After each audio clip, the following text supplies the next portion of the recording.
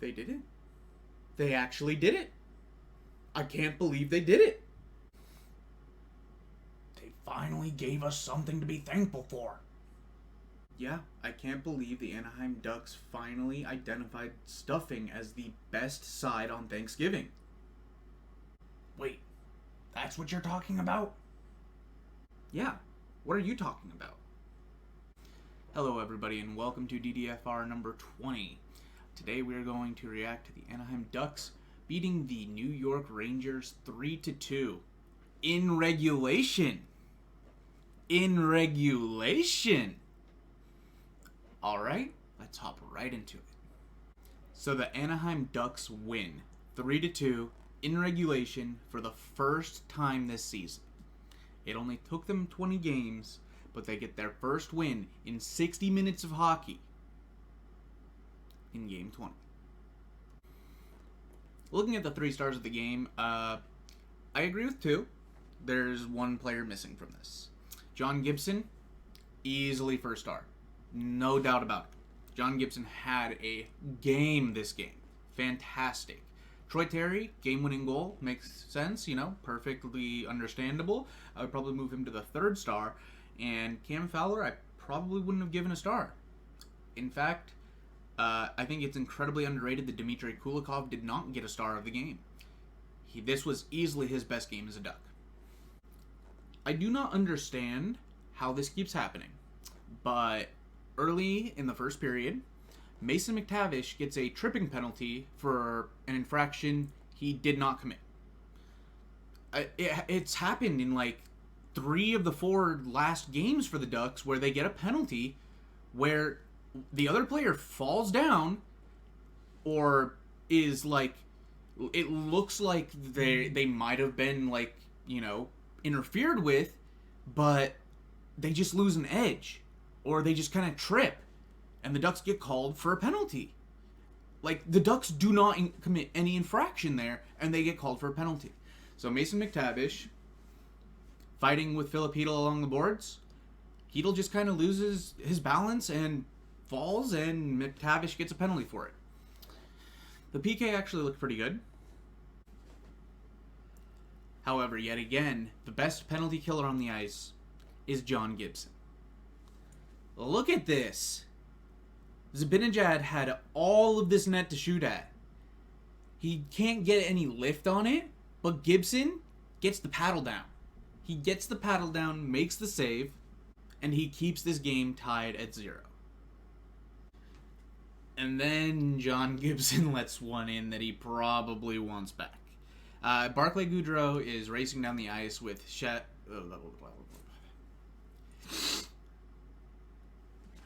and then John Gibson allows a goal that he probably wants back. Barclay Goodrow is racing down the ice, fighting with John Klingberg all the way. It's basically those two just battling down the ice. He just kind of slides it through Gibson's 5-hole after he's able to lift up Klingberg's stick for a half second and, just shovel the puck right through his 5-hole. It's unfortunate. Gibson knows he wants that one back. You can see it as he throws his head up like, I swear I had that. However, Ducks respond very quickly after. Max Jones pass to the point. Dmitry Kulikov blast towards the net. And this just trickles right out to, like, the left side of the net. Mason McTavish right there. Great net front presence by him. Slams home the rebound, and Ducks tie this game real quick. At the end of the period, I got a little nervous because Mason McTavish actually did take a penalty this time. This one he did commit. Holding Julien Gauthier. It's a penalty he probably shouldn't have taken, but the Rangers shoot themselves in the foot, and Chris Kreider takes a hooking call on Cam Fowler right afterwards. So, crisis averted. The Ducks don't have to go back on the PK, and the period ends at 1s. So before hopping into the second period, we should probably talk about what happened at the very end of the first period, and that's Dmitry Kulikov blocking a shot. He intercepts the shot with his stick, and it rides up his stick and slams him in the side of the mouth. He goes off, just sprints down the tunnel. I'm like, well, Ducks are down a defenseman. He comes back for the second. Good thing he came back because, this should not have been a goal. This 100% should not have been a goal.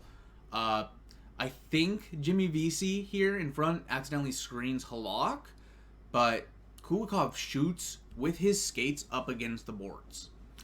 And somehow, this squeaks through Halak, and the Ducks take a 2-1 lead real early in the second period.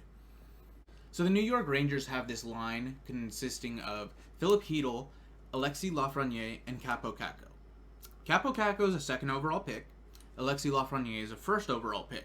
And Philip Hedl is a young player who has looked really, really good, especially in a second line center role for the Rangers. And this is called their kid line. It was giving Anaheim fits all game long. But John Gibson was Capo Caco's bane. Capo Caco had several chances, and John Gibson just shut the door the entire time. Philip Hedl had some really good chances. Gibson said no. And then you see why it's a good idea to have Trevor Zegras and Troy Terry on the same line. So Trevor Zegras tries to enter into the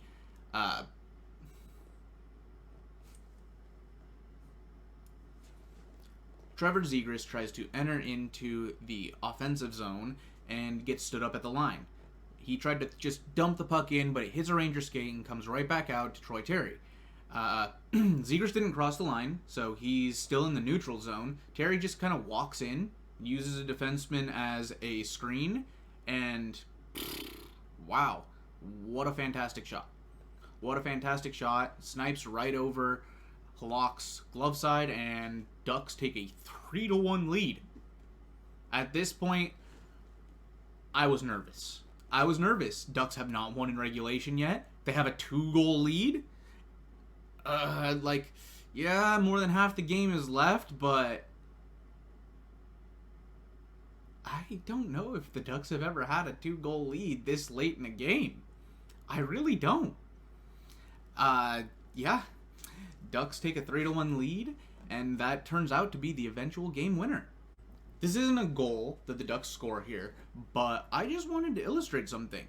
This is kind of smart. I've seen other teams do this before, and they just put, I think the Boston Bruins most recently have done this. They put Zdeno Chara right in front of the goalie, because he's the tallest dude on the ice. Tallest dude on the ice. Simon Benoit is pretty freaking tall, so you might as well have him try and screen Halak. He ends up getting the puck right in front of the net. I'm sorry, is that Simon Benoit or is that Marek Malik? Oh my god. He tries to go between the legs. He tries to go between the legs and get it up and over Halak's blocker. He doesn't score, but I had no idea Simon Benoit had this kind of hockey sense to do this in front of the net. This is something I would expect out of Mason McTavish, Troy Terry, Trevor Zegras. Simon Benoit? No way. Some things that we should notice here. The Anaheim Ducks are on the power play. They are in their own defensive zone. Chris Kreider is right in front of the net. This needs to stop, man. Every single game, the Ducks are giving up really, really good short-handed chances. I feel like they're the only team who consistently gives up grade A scoring chances on the power play. It's ridiculous. Trevor Zegras was strong enough to kind of contest Chris Kreider here. Gibson has to bail the freaking power play out again, man. Seriously, I don't know what it is with this team and their power play, but they don't know what they're doing. Fix it already, please. Even when they switch it up and it starts to look decent, they still give up chances like this every game. How does this keep happening? Compounding on what I just said about their power play, this is moments after they get off the power play. You need to be aware of when that person is coming out of the penalty box. Otherwise, you give up breakaways like this. Look at the distance. Look at the distance between the New York Rangers player, Capo Caco, and the defenseman of the Ducks.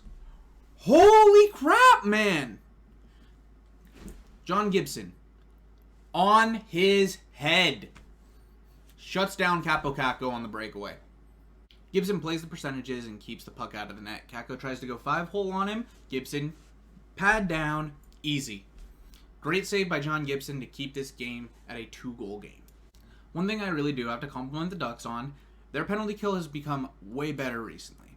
They actually get a shorthanded breakaway of their own this game, which I don't know if the Ducks have ever had a shorthanded breakaway this season yet, but to see the shoe on the other foot, nice for once. The Toronto doesn't score here. He tries to shoot on Halak, and Halak just makes a decent save, but this is still moving in the right direction. The Ducks' penalty kill looked way better. And then we get to another goal that John Gibson has no shot at making a save, which he almost does make the save. This puck squeaks through him barely, right between his arm and his chest. Look he cannot see this shot. He's looking around Chris Kreider, and Cam, buddy, you gotta move him. You've gotta move him. This just goes through the screen, finds its way through the screen, finds its way through Gibson, and into the back of the net. Under 2 minutes left in the second. This could have been a backbreaker for the Ducks. It really could have been a backbreaker for the Ducks. In the third period, they're just kind of trading back and forth with chances. Nothing too dangerous until the Ducks take a hooking penalty by John Klingberg. And then yet again, here we are, John Gibson trying to look past a screen, and the Ducks get a little lucky. The penalty kill still looked good, but the Ducks are living right on this PK. Simon Benoit fighting in front with Capo Caco. Caco literally has just redirected this puck. This puck looked like it's coming right where Gibson thinks it's coming, to his right shoulder. And this puck just... The Ducks were living right. Not only did they get help from the post, Dmitry Kulikov, a goal, an assist, and a saved goal. Look at this. I know it's hard to see with this screenshot, but Kulikov here is tying up the stick of the Ranger at the side of the net. This was the game-tying goal. This was the game-tying goal. They had the game-tying goal, and Kulikov said no.